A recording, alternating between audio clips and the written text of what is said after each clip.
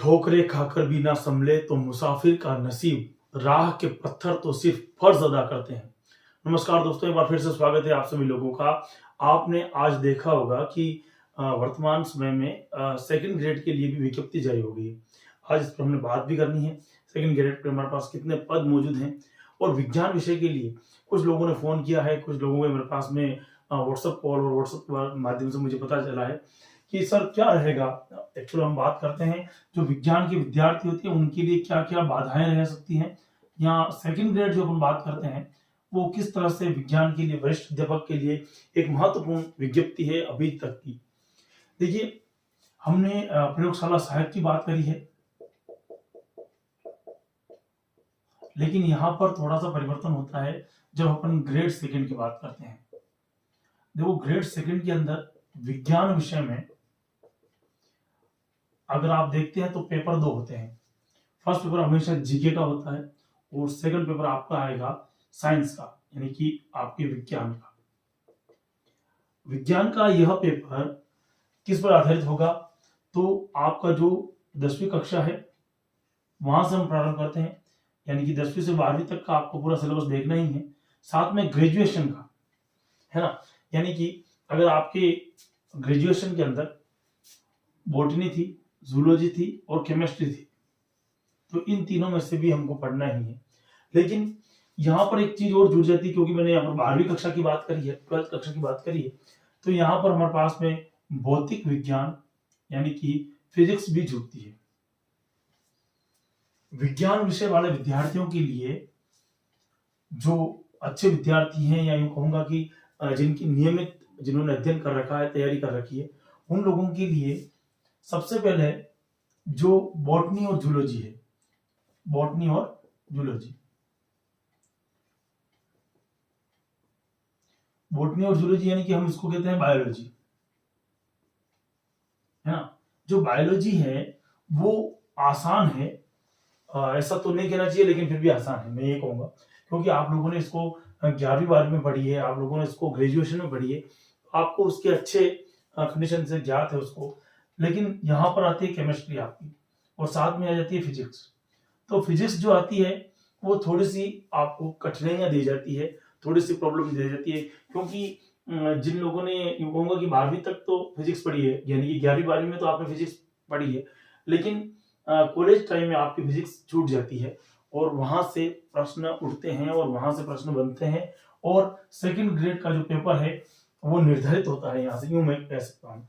यानी कि आज की जो हम बात कर रहे हैं सेकंड ग्रेड में, उनमें हमारे पास में एक तो बायोलॉजी की हम बात करेंगे, साथ साथ में फिजिक्स की और केमिस्ट्री की भी बात करेंगे। विद्यार्थियों, अगर हम एक चीज और देखते हैं, देखिए मैं आप लोगों को कहूं कि ग्रेड सेकंड में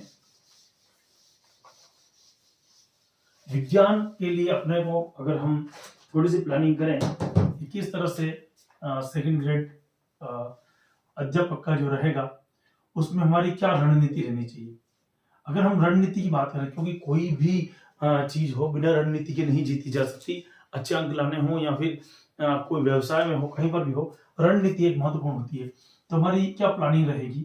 अगर प्लानिंग हमारे पास में है तो पहले हमेशा उन सब्जेक्ट को लीजिए जो थोड़े से ईजी होते हैं, क्योंकि वहां से अगर आप प्रारंभ करते हैं तो थोड़ा आसानी से उस चीज को पकड़ लेंगे, और अचानक से आप किसी कठिन चीज को टूट पड़ेंगे तो कम नंबर के लिए आप बहुत ज्यादा समय खो देंगे।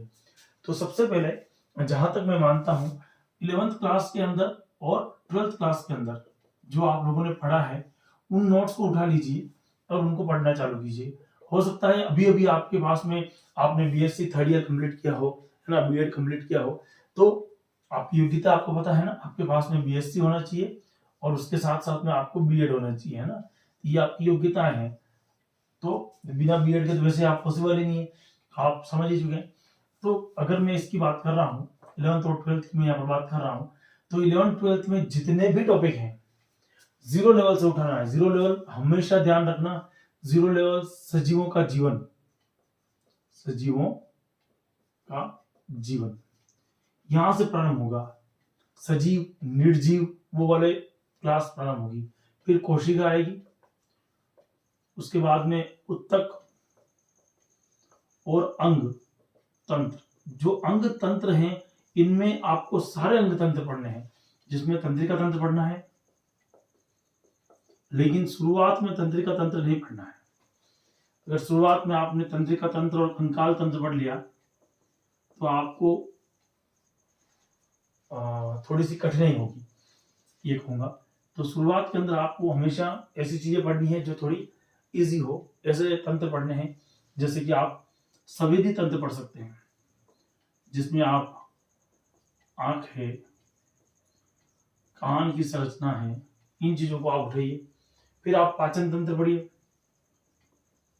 है ना, इनको उठाइए, ये थोड़े इजी रहेंगे। ये तंत्र पढ़ने के बाद आपको जितने मांसपेशियां हैं वो तंत्र, तंत्रिका तंत्र, कंकाल, ये आप उठा के देखिएगा। सजीवों के इस अध्ययन क्रम में आपको वर्गीकरण, ये अच्छे से याद होना चाहिए। तो वर्गीकरण पर प्रश्न पूछे हुए हैं, बने हुए हैं प्रश्न, तो वर्गीकरण महत्वपूर्ण होता ही है। साथ ही साथ में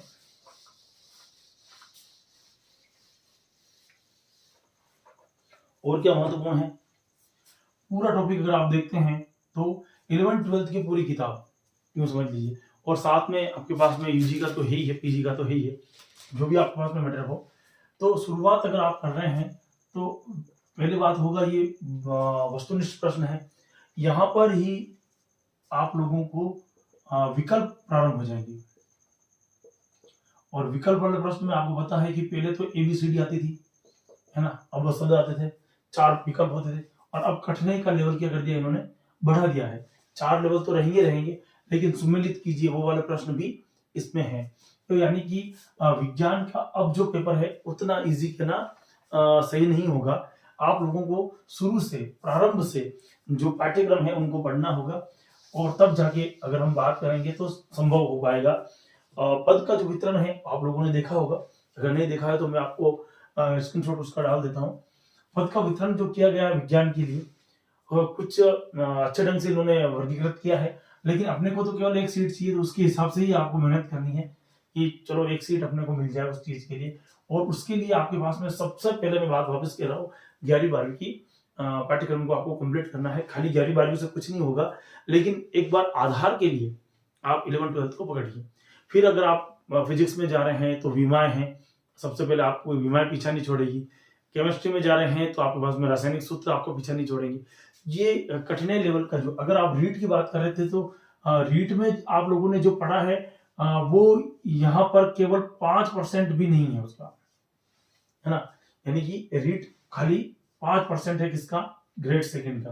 क्योंकि कहने वाले ये कह रहे हैं नहीं इजी है, मैं कह रहा हूँ इजी नहीं है, आपको पूरा पढ़ना पड़ेगा, तब जाके रीट जो था वो तो आप जब ये पढ़ोगे सेकंड ग्रेड को तो आपको लग जाएगा कि रीट कितना इजी। और आपको ग्रेड सेकंड की तैयारी ही करनी चाहिए, क्योंकि रीट तो अपने आप साथ साथ में तैयार हो जाएगी। ये बात उन लोगों के लिए जो लोग पूछ रहे थे कि रीट पढ़ें या फिर ग्रेड सेकंड, तो आप ग्रेड सेकंड की तैयारी कीजिए, रीट अपने आप तैयार हो जाएगी।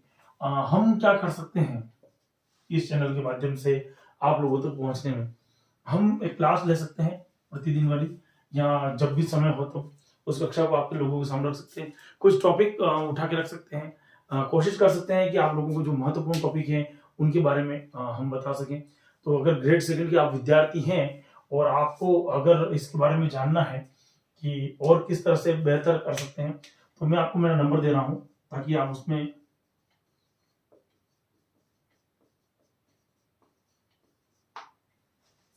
है ना, ये मेरा व्हाट्सएप नंबर है, लेकिन आप इस तरह से इस पर कॉल ना करें सीधे ही, बेहतर यह होगा कि आप व्हाट्सएप कीजिए जिस तरह से हमारा पुराना फॉर्मेट था। अगर आप जुड़े हुए हैं तो ठीक है, YT लिखें, उसके बाद में आप सेकंड ग्रेड के लिए तैयारी कर रहे हैं इसलिए सेकंड लिखें, यानी कि सेकंड लिख दें, और उसके बाद में आपका नाम लिखकर मुझे यहाँ पर व्हाट्सएप कर दें, ताकि मेरा व्हाट्सएप पर सेव भी हो जाएगा, और आप लोगों को कोई उसके बारे में जानकारी है तो मुझे आप पूछ भी सकते हैं। YT लिख दें, उसके बाद में सेकंड लिखें, उसके बाद में आपका नाम, जो भी आपका नाम है वो नाम लिखें, उसके बाद में मुझे इस नंबर पर व्हाट्सएप कर दें, मैं इसकी जो भी जानकारी आपको उपलब्ध करानी होगी वो अवश्य करूंगा। और साथ ही साथ में नियमित रूप से जो कक्षा है वो हम प्रारंभ कर देंगे। नियमित रूप से कक्षा के अंदर हम जो शुरुआत से जो हमें पढ़ना है वहीं से प्रारंभ करेंगे, और इसकी कोशिश करेंगे कि कल से ही हम इस कक्षा को प्रारंभ कर दें। जय हिंद, जय भारत।